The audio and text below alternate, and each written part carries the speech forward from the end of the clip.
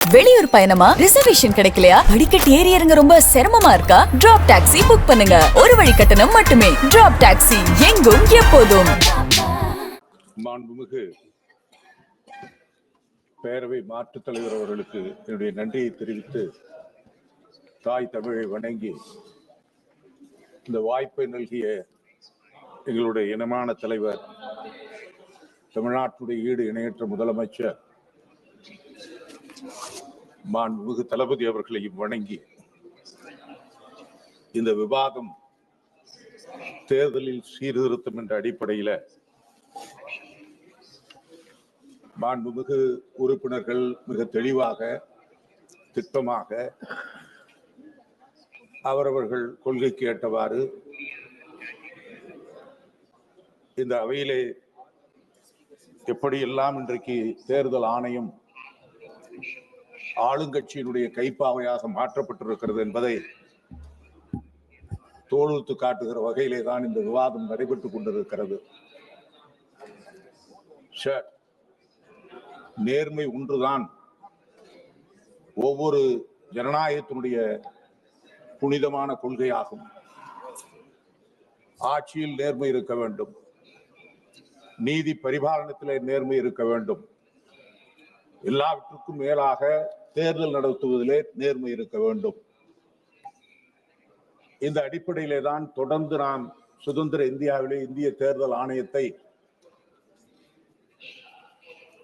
It is a temple of democracy என்று வர்ணித்தோம்.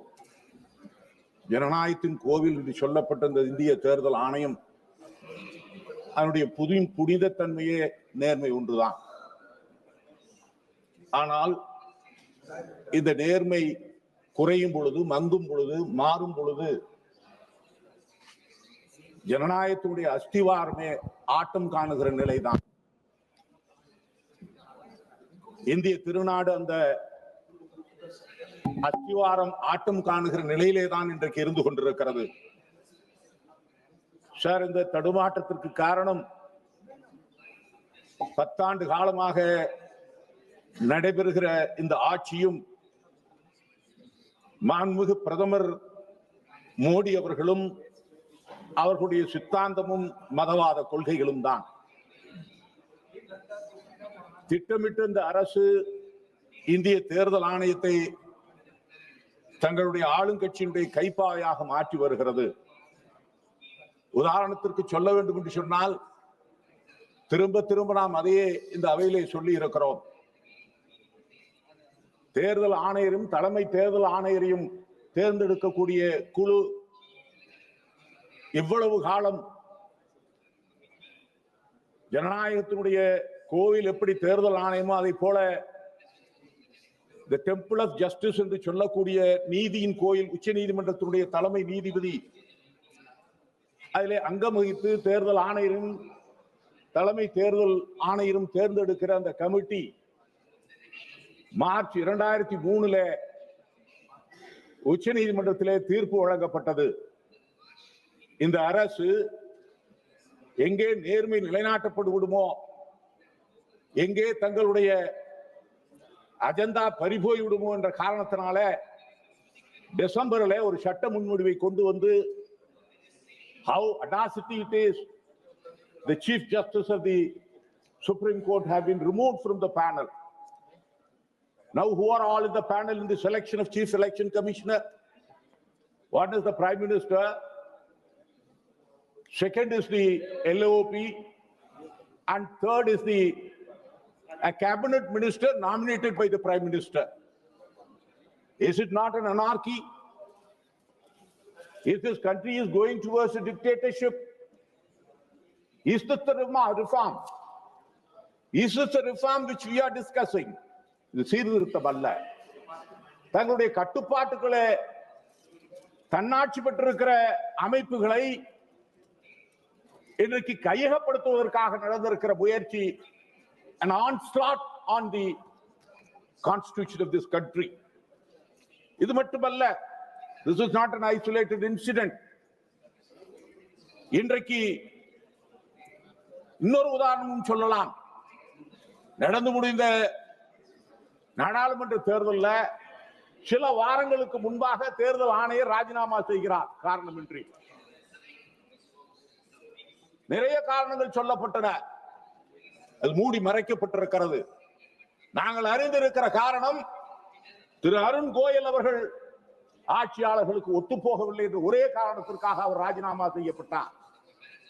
இதைவிட இன்னொரு உதாரணமும், எப்படியெல்லாம் தேர்தல் ஆணையம் இன்றைக்கு கையகப்படுத்தப்பட்டு இருக்கிறது என்ற அனதர் உதாரணம். நாட்டுடைய பிரதமர் 2019 தேர்தலில் நன்னடத்தை விதிகளை மீறிய காரணத்தினாலே there was a violation of code of conduct. அதிலே ஏற்பட்ட விவாதத்தில, விசாரணையில அன்றைக்கு தேர்தல் ஆணையராக இருந்த அசோக் லாவாசா அந்த தீர்ப்பிலே, அந்த உத்தரவிலே மாறுபட்டார் என்ற ஒரே காரணத்திற்காக அவர் குறிவைத்து தாக்கப்பட்டார். He had faced relentless inquiries in the hands of this government. Sir, these are all not reforms. This is nothing but anarchy. தன்னாட்சி அதிகாரம் பெற்ற அமைப்புகளை அடிமையாக்குகிற ஆட்சியாளர்களின் கோர தாண்டவம். இதை போலத்தான் இன்றைக்கு கல்வித்துறையில இவர்கள் கொள்கையை சித்தாந்தமாக வைத்திருக்கிறவர்கள் துணை வேந்தர்களாக மாற்றப்பட்டிருக்கிறார்கள். மத்திய ரிசர்வ் வங்கி தன்னாட்சி பெற்ற அதிகாரம், controller and auditor general, finance commission, இந்த அத்துணை தன்னாட்சி நிறுவனங்களும் ஆட்சியாளர்களுடைய கொள்கைகளை ஏற்றுக்கொண்டவர்களை மட்டுமே இன்றைக்கு நியமிக்கப்படுகிறார்கள். இன்றைக்கு இடி, சிபிஐ, ஐடி தேர்தல் நெருங்குகிற நேரத்தில் இவர்களுடைய பணி என்பது தினந்தோறும் பார்க்கலாம். இங்கே ரைட் செய்தோம், அங்கே ரைட் செய்தோம், இதுதான் இவர்களுக்கு வேலை. ஆளுங்கட்சியினுடைய கைப்பாவையாக இருந்து கொண்டு எதிர்க்கட்சிகளை திட்டமிட்டு தாக்குவது, ஒடுக்குவது என்பதை வாடிக்கையாக கொண்டிருக்கிற அரசு இருக்கிற காரணத்தினாலே தான் தன்னாட்சி நிறுவனங்கள் இன்றைக்கு சுயசார்பாக இல்லாமல் ஆளுங்கட்சிக்கு அடிமைகளாக மாற்றப்படுகிற நிலை இன்றைக்கு உருவாக்கப்பட்டிருக்கிறது. அதே போலத்தான் நீதித்துறையும் விட்டு வைக்கவில்லை. It's a very danger to the nation.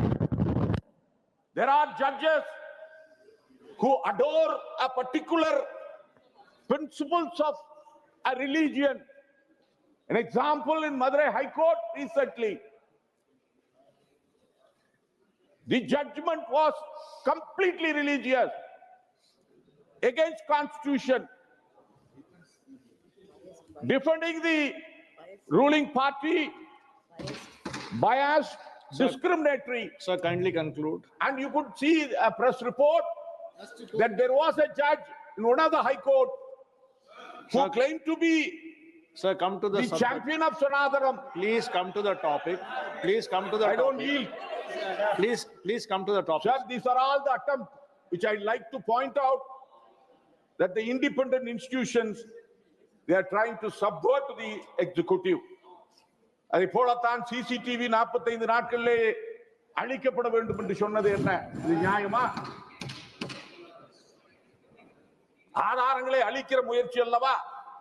Please இதுவா conclude, sir. சீர்திருத்தம்? Please இது conclude. கொடுமை அல்லவா? அரசு நிகழ்ச்சி என்ற பெயரிலே தேர்தலுக்கு முன்னால் ஒரு பிரதமர் அரசு அதிகாரத்தை பயன்படுத்தி தேர்தல் பிரச்சாரத்தில் ஈடுபடுகிறாரே, இந்த தேர்தல் ஆணையம் வேடிக்கை பார்க்கவில்லையா? பிரதமர் 4-5 மாதங்களுக்கு முன்பாகவே தேர்தல் பிரச்சாரத்தை ஆரம்பித்து விடுவார் அரசு நிகழ்ச்சி என்ற பெயரிலே. தேர்தல் ஆணையத்திற்கு 2 அளவுகோல், ஒன்று ஆளுங்கட்சிக்கு ஒத்துவதுகிற நிலை, மற்றொன்று எதிர்க்கட்சிகளுக்கு எதிராக இருக்கிற நிலை. இன்றைக்கு கட்சிகளை உடைப்பது, Thank you, sir. Thank you. ஆட்சிகளை கவிழ்ப்பதிலும் இருக்கிற ஆர்வம் கைதேர்ந்த மாண்புமிகு அடியினர் எதிரே இருக்கிறார்கள். Srimati Anupriya. இவர்களுக்கு ஊதுகுழலாக இருக்கிற இவர்கள் Thank you, sir.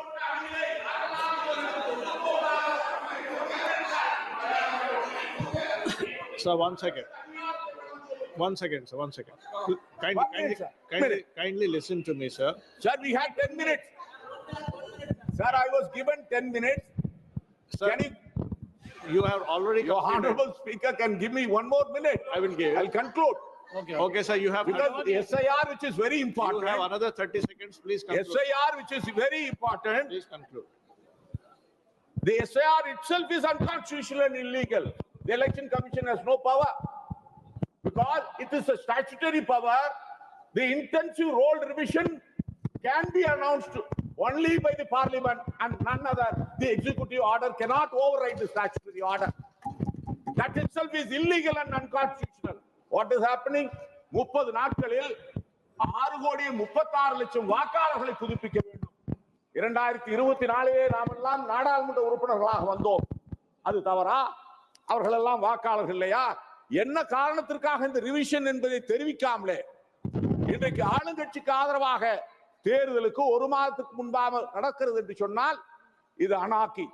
இன்னும் சொல்லுகிறேன், 13 ஆவணங்களிலே ஒரு ஆவணமாக பீகார் SIR திருத்த பட்டியலை சேர்க்கலாம் என்று சொல்லி இருக்கிறது. காரணம் என்ன? தமிழ்நாட்டை வஞ்சிக்க வேண்டும், தமிழகத்திலே ஒரு நல்லாட்சி இருக்கக்கூடாது என்ற ஒரே காரணத்திற்காக இன்றைக்கு பீகாரிலே இருந்து இன்றைக்கு வேலைக்கு வந்திருக்கிற, பிழைப்பு தேடி வந்திருக்கிற வாக்காளர்கள் லட்சக்கணக்கிலே அவர்களை அங்கே வாக்காளர்களாக மாற்ற வேண்டும் என்ற ஒரே காரணத்திற்காக. Thank you, sir. There cannot